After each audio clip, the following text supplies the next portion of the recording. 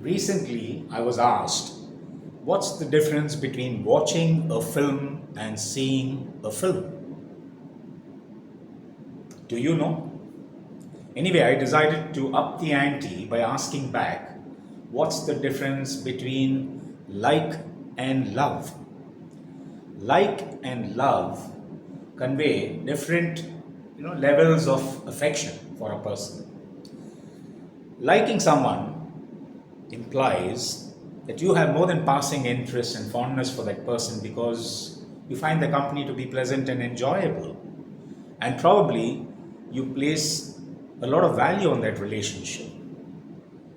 Typically, we like people who are our friends, relatives, colleagues, sometimes even acquaintances.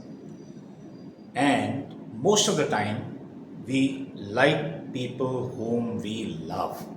Now, coming to love, loving someone implies that you have a very deep affection and a very strong emotional bond with that person. So much so, you're willing to prioritize that relationship much more than the others because you love that person. And you are also willing to probably make sacrifices if that relationship demands it. Typically, we love people with whom we are romantically connected with. We also love those with whom we are intimate and those with whom we share a filial bonding.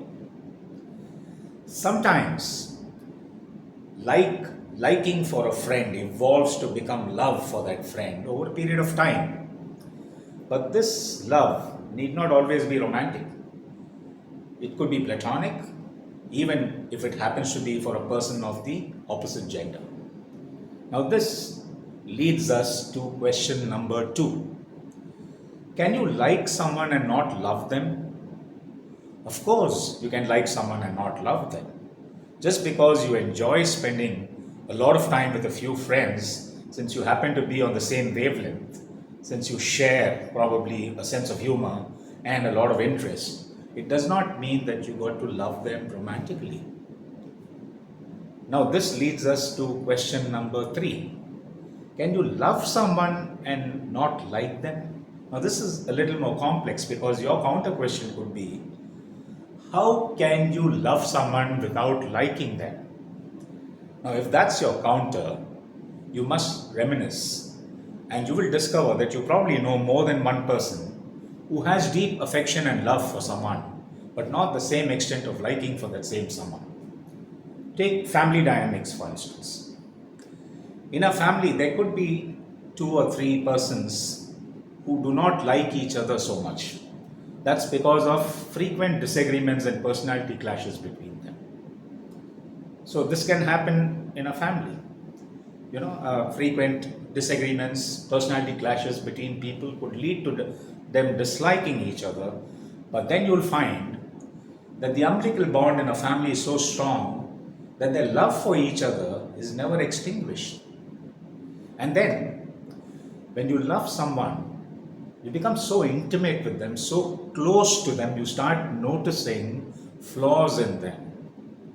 More the number of flaws you discover, less your liking for that person. And finally, you have several people who love each other a lot but cannot stand each other's company. They just don't enjoy being with each other. Now, there are numerous separated and divorced couples in this boat. They just don't want to live with each other despite their love for each other not having dissipated. Now, we move to the final act, the most complex of all questions. Can you love someone intensely and also hate that same someone with the same intensity? Now, that is something, isn't it? Loving someone and not liking them. Now, that is deep. Loving someone and hating them intensely. Now, that is very deep. Which is why I want to share with you the story of Medea here. Medea and Jason were madly in love with each other. They were married. They had two children and they loved both their children with all their heart. One day, Jason fell in love with another woman and started an illicit relationship with her. When Medea heard about this, it was like an arrow had pierced her heart. She was aghast. Being the proud and strong willed woman that she was, her hurt turned to anger. Anger turned to hate. She wanted revenge. She murdered Jason's lover. But the wound here did not heal. She wanted to hurt him even further. And she knew if she had to hurt him real bad, she must destroy what he valued most in his life. And she also knew if she did that, she was going to hurt herself much more than she would be hurting Jason. Yet she went ahead and poisoned her two children.